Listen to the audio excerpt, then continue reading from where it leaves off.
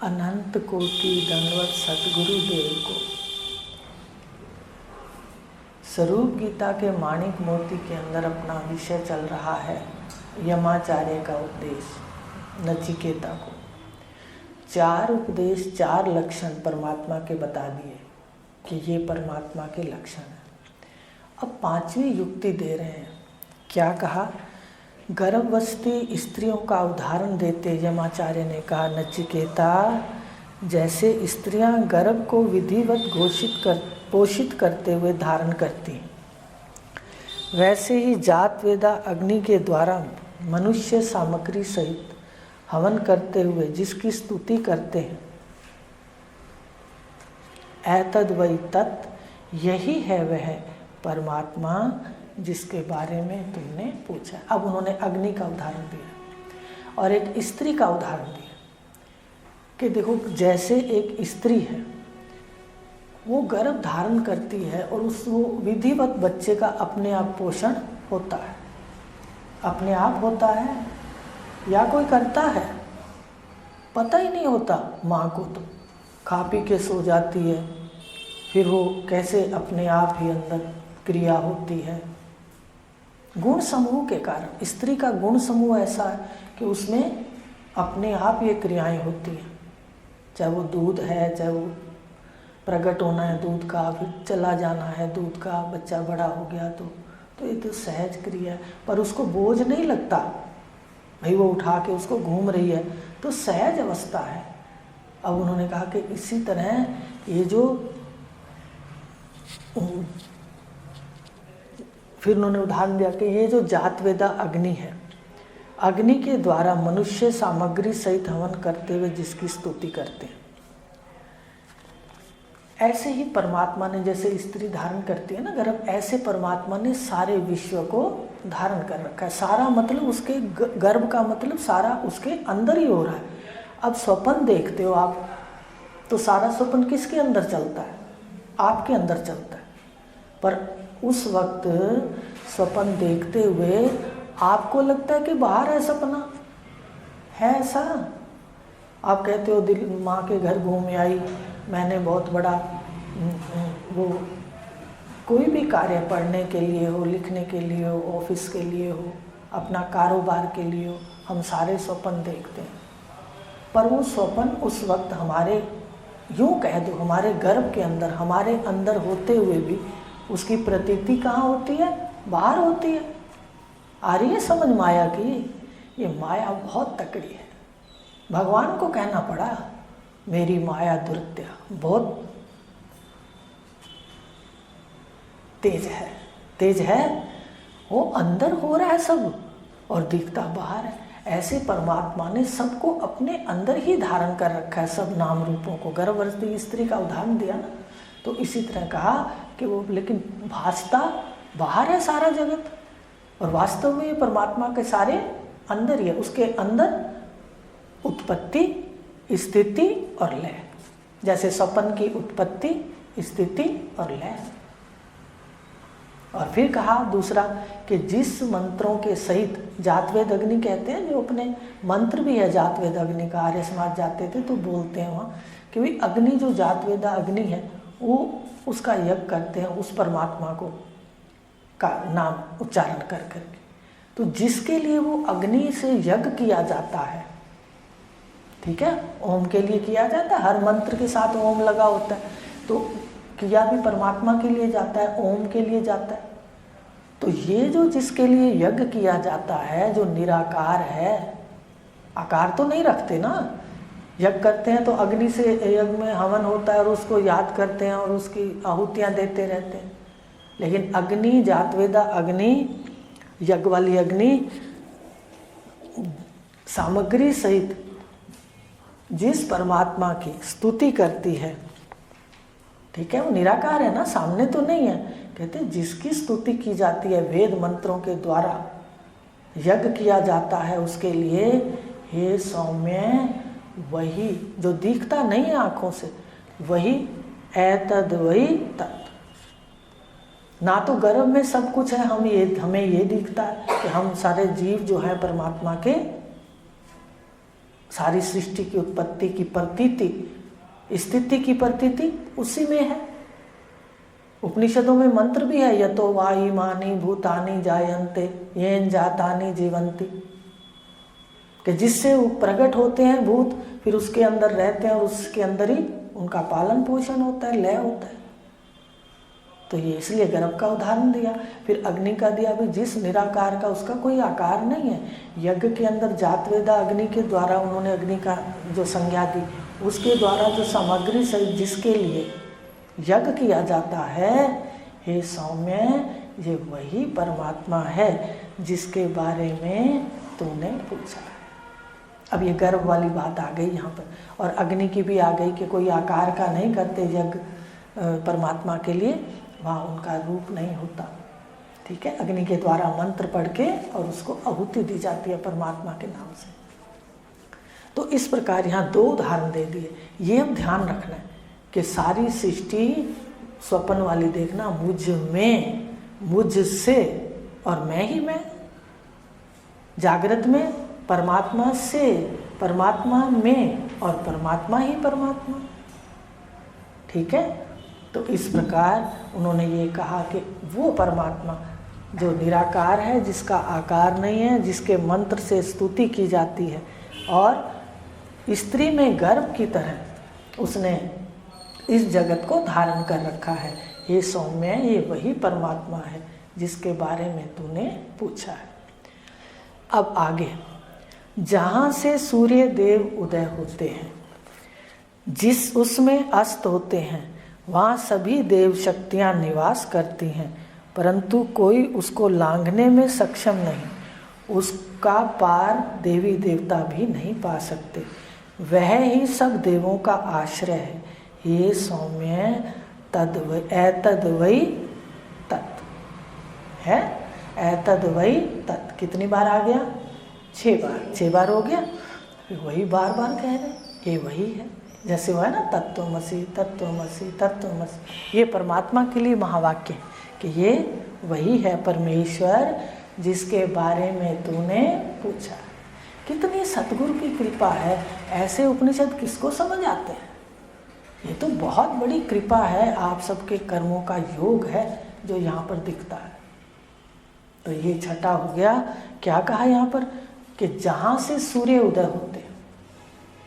उपनिषदों के अंदर आया है, आपने पढ़ा होगा, मुझे उपनिषद का नाम याद नहीं, शायद छांदोग्य ना हो।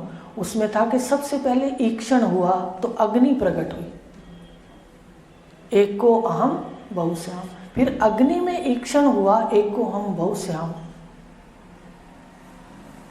तो उससे जल प्रकट हुआ।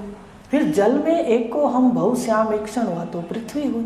तीन से उन्होंने माना है कि सृष्टि की जो सारी उत्पत्ति है, सृष्टि में 3 मुख्य हैं, वायु को और आकाश को उन्होंने उसमें मिला दिया, वो इसने माना। तो अग्नि माने जो सारी सृष्टि में सबसे पहले प्रकट हुए सूर्य। सूर्य जो है ये परमात्मा की आँख है। भगवान ने गीता में भी कहा है, आपकी आँख जो है आपके पास, ये सूर्य से जुड़ी है। पिंड में सूर्य कहाँ है? अपनी आँख में। अक्षी पुरुष दाहिना कहते हैं, वैसे दोनों आँखें ले। और ब्रह्मांड की आँख कौन सी है? वो परमात्मा की आँख कौन सी है? कहते सूर्य। तो जो सूर्य है, आपको पता है, इस सूर्य के जितने भी ग्रह हैं इसके सामने सब मध्यम हो जाते हैं। कितने ग्रह माने जाते हैं? 9 ग्रह कहते हैं। सूर्य के सामने सारे ग्रह मध्यम हो जाते हैं, अपना तेज छोड़ देते हैं। इसलिए सूर्य को सारे ग्रह से श्रेष्ठ माना जाता है। तो कहा कि जिससे सूर्य उदय होता है और जिसमें जाके अस्त होता है। अस्त कब होता है? प्रलय के समय ये बिल्कुल अस्त हो जाता है। तो पृथ्वी का लय जल में होता है, जल का लय अग्नि में होता है, अग्नि का वायु में, और वायु का आकाश में, शून्य में। तो जो अग्नि का सूर्य है, ठीक है ना, वो लय हो जाता है तो सारे ब्रह्मांड के अंदर क्या हो जाता है? अंधकार हो जाता है। आप सुषुप्ति को देख लो, तो जितना ये उन्होंने बताया कि सूर्य का लेकर के कि जितना ये प्रकट हुआ, सूर्य के बाद ही सारा कुछ हुआ ना। सारी जगत की आत्मा कौन है? मंत्र है वेदों के अंदर, जगत की आत्मा सूर्य है। अगर सूर्य कल्पना करो 1 महीना प्रकट ना हो तो बचेगा कुछ शेष? कल्पना करो, अन्न नहीं होगा। सूर्य चंद्र क्या करते हैं? भगवान कहते हैं मेरी आंखें, तो सूर्य अन्न को शक्ति देते हैं, अन्न सूर्य के कारण प्रकट होता, उत्पन्न होता। अगर धूप ना हो, सूर्य की गर्मी ना हो तो नहीं होता, चाहे वो सूक्ष्म पृथ्वी में भी अग्नि है। तो सूर्य को इसलिए कहा गया कि जैसे सूर्य प्रकट होता है और सारी सृष्टि की आत्मा है। अब एक और उदाहरण देते हैं। देखो, शरीर के अंदर जब अपने कोई जाते हैं बुजुर्ग, अपना अस्पताल है, तो कहते भाई ठंडा हो गया क्या? देखो आखिर में क्या होता है? शरीर की गर्मी, आखिर में सूर्य देखो गर्मी जाती है ना, विचार करो आप, तो गर्मी जैसे खत्म हो जाती, कहते अब ये बिल्कुल ठंडा हो गया। पर जब तक गर्मी होती है तो डॉक्टर उस पर, गर्म होता है शरीर तो डॉक्टर अपना प्रभाव करते रहते हैं, भाई ये करना है वो करना है, या हार्ट पर दबाव दे करके दोबारा से प्राणों के कोशिश करते हैं कि भाई प्रकट हो जाए। तो शरीर की गर्मी ऐसे ब्रह्मांड की गर्मी, शरीर में अगर गर्मी खत्म हो जाए तो ये शरीर नहीं बचता, याद रखना। और जब नहीं होता, शरीर से जीवात्मा जाती है तो गर्मी जानते हो ना, सभी जानते हो, अपन सब गृहस्थी हैं, सब जानते हैं। तो इस प्रकार अग्नि को मुख्य कहा गया कि सारे जीवन को देने वाली ये जगत की आत्मा है। पिंड में भी देख लो भाई, ये नहीं है गर्मी तो समझ लो समाप्ति है। तो कहा गया कि ये सूर्य देव जिससे उदय होते हैं, अस्त होते हैं, सभी देव शक्तियाँ सूर्य से शक्ति प्राप्त करती हैं, और वो इस परमात्मा को लांघ नहीं सकती, माने वो इस परमात्मा को नहीं देख सकती, पर परमात्मा इनको देखता है, वो इसको पार नहीं पा सकती। अब देखो, आप अगर देखते हो जागृत अवस्था में, आप अगर अपने मैं को ढूंढने चलो तो आप जागृत अवस्था में अंतर्मुख हो जाओ, तो आप मन के पीछे भी चले जाओ, पहले आँख के पीछे जाओ कि आँख को देख रहा हूँ, आँखें बंद करो, आँख से देखा, आँख को बंद किया तो आँख को देखा, फिर मन से देखा अच्छा बुरा, फिर मन को देखा। तो अब मन को देखने वाला जो है, ठीक है, ये सुषुप्ति के अंदर लय हो जाता है। कुछ लोग तो समझ रहे होंगे ना, लय हो जाता है। अब जो पीछे प्रकाशक है सुषुप्ति का, बताओ इंद्रियां तो रही नहीं, लांघेंगी कैसे? हैं? वो तो जा ही नहीं सकती उसके पार। जा सकती हैं क्या इंद्रियां आत्मा के पार? क्योंकि बाद में प्रकट होती हैं देवी देवता की इंद्रियां, ये सारे देवी देव ये सब बाद में प्रकट होते हैं और पहले ही लय हो जाते हैं। उसको पार कैसे करेंगे? उसको तो पार कर ही नहीं सकते, साक्षी सदा रहता है। देवी देवता आपके सामने प्रकट होते हैं और आपके सामने लय हो जाते हैं, तो उसका पार नहीं पा सकते। इसलिए उन्होंने कहा कि ये देवी देवता, ये इंद्रियां सब, उन सब का वो आसरा है। तो हम देखेंगे सारी देवी देवता रात को सो जाते हैं, तो आसरा कौन है? जब शुरू में गए वहाँ पर तो ये अनुभव हुआ। देखो, आप तो किताब से पढ़ते हो, तो मेरे पास किताबें नहीं थी, तो ऐसे अनुभव तो उनको कहा। मैंने कहा पहले कहते तो भले थे, ऐसे बोलते थे, भले समझ नहीं थी कि तू ही मेरा आसरा है, तू ही मेरा, बोलते थे भजनों में कि तू ही मेरा आसरा है, तू ही मेरा आसरा। तो गुरुदेव ये आसरा तो आत्मा ही हुआ ना सबका। भाई सब इंद्रियां जाके आत्मा के सहारे सो जाती हैं, फिर सुबह उठ के प्रकट हो जाती हैं। आसरा कौन है? इंद्रियों का आसरा, ये जो देवताओं का अंश है अपने पास, इनका आसरा आत्मा ही तो है। ये सब देवों के देव, महादेव ही तो है आसरा सबका। महादेव जिसको कहते हैं, महादेव माने शुद्ध आत्मा ब्रह्म। तो इस प्रकार सब देवों का आसरा, और ये देवी देवता उसको नहीं पार पा सकते, पर वो इसको जानता है, देखता है। हे सौम्य, एतद् वै तत्, ये वही परमात्मा है जिसके बारे में तूने पूछा है। आ रही बात समझ? देवी देवताओं का आसरा बता दिया, भाई उसको पार भी नहीं पा सकते, आप अपनी इंद्रियों को देख लेना, सुषुप्ति को देख लेना, और आसरा भी है देवी देवताओं का। तो सारी इस मैं का आसरा कौन है? वह है साक्षी, बड़ी मैं, सबका आश्रय, देवी देवता सब उसमें लय हो जाते हैं, सवेरे रोज आ जाते हैं। अगर एक छोटा सा भी हम इस बात को पकड़ लें और तत्वज्ञ पुरुष मिल जाए तो ज्ञान इतना मुश्किल नहीं है। उल्टा कर्म बहुत मुश्किल है। आज बैठती हूँ तो देखती हूँ, भाई कर्म करते थे, कितना किया, उसमें क्या है कि उसका फल मिला। देखो आज गुरुदेव मिले, ये नहीं कि कोई गलत है, सीढ़ियाँ हैं, पर समझ आ जाती तो हम सीढ़ियों से पैर उठा लेते हैं, और नहीं समझ आती तो सीढ़ियों पे पैर रखे रहते हैं। तो कैसे देखो, गुरुदेव बता रहे हैं कि उसमें तो कोई कितना करते थे, फिर भी आगे से कह अरे ये चीज़ भूल गए, कहते हाँ हाँ भूल गए। लिस्ट बनाने में भी कोई ना कोई चीज़ हमारी रह जाती थी या कोई ऊपर नीचे हो जाती थी। आप करके देख लो आज, तो अनुभव किया, तो ये तो इतना आसान है, इसमें बस देखते जाओ कि सबका आश्रा वो है। बाद में उसको पकड़ के अहम, पहले तो उपासना करो, ठीक है, और फिर स्थित हो जाओ। कल बताया था ना, शिव की उपासना है, ओम नमः शिवाय, और जब जान लिया शिव को आत्मा के रूप में तो शिवोहम शिवोहम। बात तो वही है, भाव बदल गए ना। वही शिव एक प्रेरणा का स्रोत है कि भाई एक शिव आत्मा के आश्रित अनेक गुण हैं तरह तरह के, वो तामसिक भी है, राजसिक भी है और सात्विक भी है, तो प्रेरणा स्रोत हो गया ना। अब देखने की दृष्टि है, आप किस दृष्टि से अपने घर में मनन चिंतन करते हो, आपकी प्रतिभा है। तो यही बता रहे हैं कि ये जो सबका आश्रय है उसको देवता लांघ नहीं सकते, वो सबका आश्रय है एतद् वै तत्। और कहाँ ढूंढ ले? अपने अंदर ढूंढे पहले।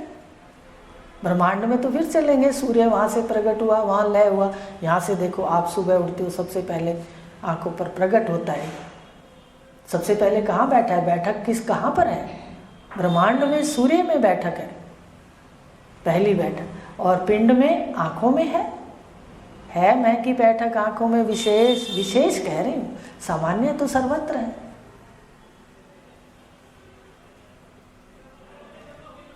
उपनिषदों में शायद आया ये बात, समम सर्वेषु भूतेषु, समम सर्वेषु। आ रही बात समझ? समम सर्वेषु और भूतेषु गूढ़ोत्तमा, छुपा हुआ है, न प्रकाशित। सारे भूतों में छुपा हुआ है पर प्रकाशित नहीं होता। कहाँ होता है? पिंड में, आँखों में, और ब्रह्मांड में सूर्य में पहली बैठक है। तो ये बता रहे हैं कि ये वही परमात्मा है, सबका आश्रय जो तूने पूछा है। आ गई बात समझ? आ रही बात समझ में? कोई नहीं, दोबारा सुन लेना इसमें। अब और एक आगे ले लेते हैं।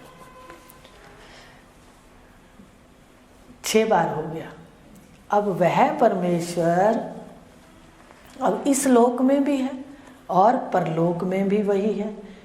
जो परलोक में है वही इस लोक में है, ठीक है। हम ढूंढने कहाँ जाएंगे? सारा कुछ तो अपने अंदर है, अलग हो तो उसको पाने के लिए जाएं। पर भ्रांतिवश हम क्या करते हैं? अज्ञान का नशा पी लिया और अब घर बैठे ही शोर मचा रहे हैं, और घर में बैठे हैं और अपने घर को ढूंढने जा रहे हैं। हो रहा है यही या नहीं? बताइए, थोड़ा तो समझ आता होगा, ज़्यादा ना कहें, चलो हमें भी कौन सी इतनी समझ आती है, आप जैसे ही हैं। देखो कितना पता चलता है कि बैठे घर में हैं पर अज्ञान का नशा नहीं उतरा, घर में बैठे हैं पर ढूंढने के लिए चले हैं। कहाँ कहाँ ढूंढा और निकला वो बिल्कुल अति निकट। तो यही कह रहे हैं, उस लोक में, परलोक में, सब जगह वो अद्वैत है, दूसरा कोई है नहीं। परंतु जो दूसरा देखता है, नानापना देखता है। वो यमाचार्य ने मंत्र कहा है ना, मृत्यु सा मृत्यु मापनोति ये नानेव पश्यति, कि मृत्यु से मृत्यु को वो व्यक्ति प्राप्त होता है जो नाना देखता है, और इस नाना रूपों में एक सत्ता को देखता है, अक्षी पुरुष को, वो अमर है। बताओ कितना आसान है, बताइए। शरीर में दो ही तो हैं, एक मर रहा है एक जिंदा है। लो जिंदा को पकड़ लो और मरने को छोड़ दो, देर लगेगी क्या, बताओ। पर क्यों इतनी देर लगा रहे हैं, बताइए। हैं, बात भी समझ आती है, सब कुछ समझ भी आता है, फिर क्यों छूट जाता है भाई। कहते माया इतनी तेज है, ये मन माया का एजेंट है, पकड़ पकड़ के ग्राहक को कहाँ ले जाता है, अपनी दुकानदारी में। माया का एजेंट है तो कहाँ ले जाएगा, बताइए। मन से परे हो जाओ बस।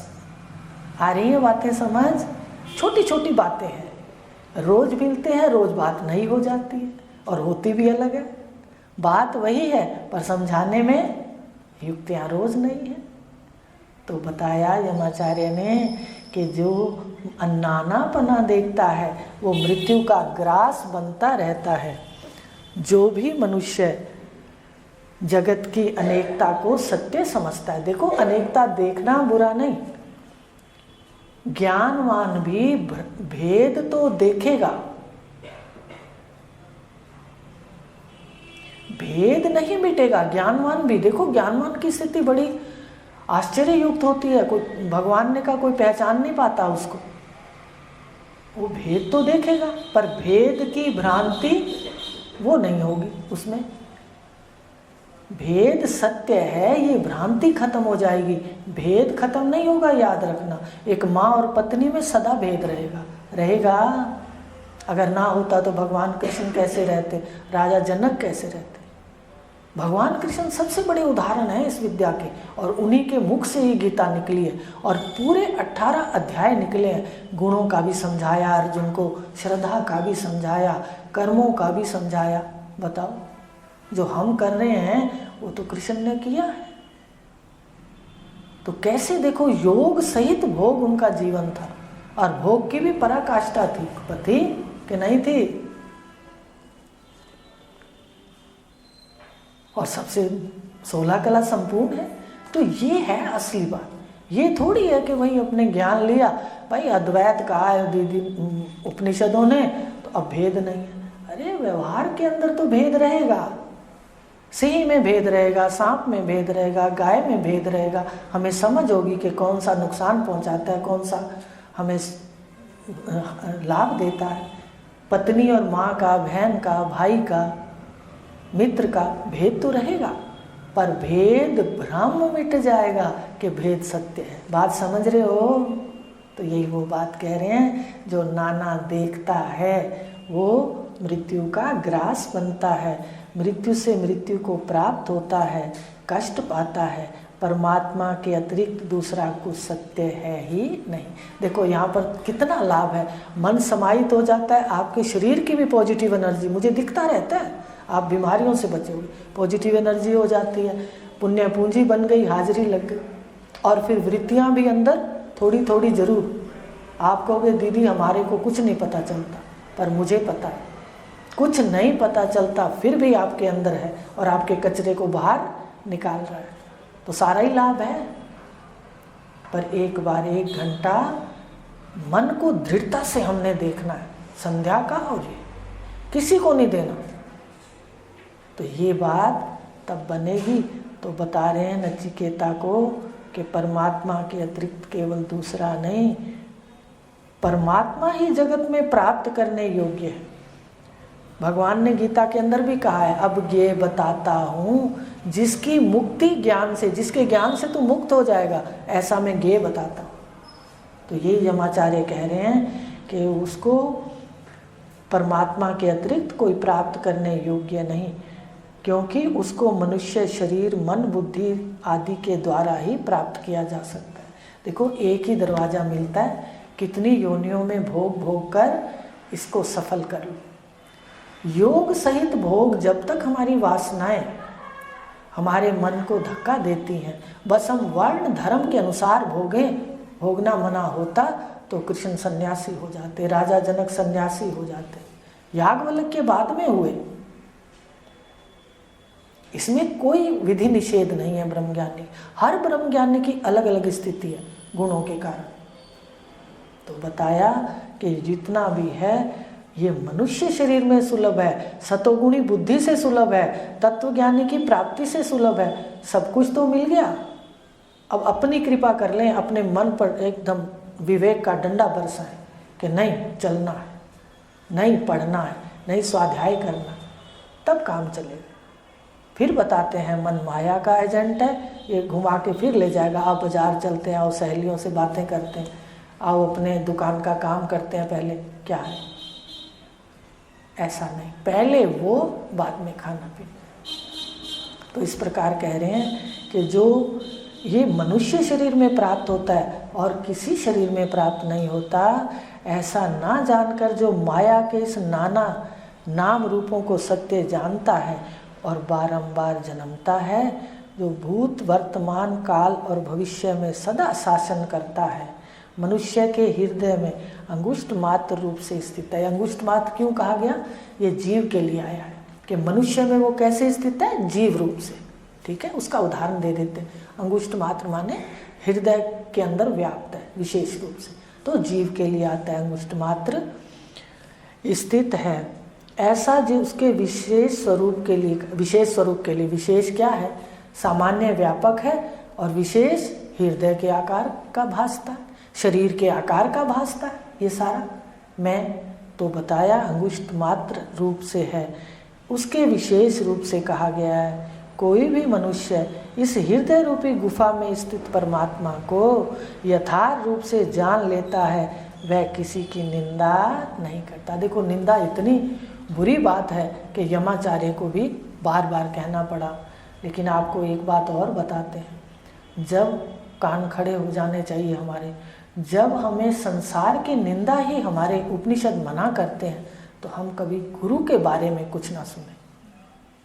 ये मेरे गुरुदेव ने स्पष्ट बताया था। बात कोई आ जाती है तो फिर याद आ जाती है। जब हम एक साधारण व्यक्ति की निंदा का वो मना कर रहे हैं, तो जो तत्वज्ञ पुरुष हैं, जो ज्ञान दे रहे हैं, जिसको लोग नहीं पहचानते, उससे हम ज्ञान लेते हैं। दूसरों की बात छोड़ो, हमें कभी भी अब स्वप्न में भी नहीं निंदा सुननी। और अगर कोई करने की कोशिश करे, स्थान छोड़ दो उसका, या उसका मुंह बंद कर दो। ऐसी ताकत होनी चाहिए। तो ये यमाचार्य कह रहे हैं कि हे नचिकेता, वह सबके हृदय में निवास करता है जीव रूप से। अब बता दिया, ठीक है, सबके हृदय में कहाँ निवास करता है, जीव रूप से। और वही एतद वही तत्, ये वही परमात्मा है जीव रूप से जो इधर बैठा है, जिसके ब्रह्म है, जिसके बारे में तुमने मेरे से पूछा है। हरिओम शांति।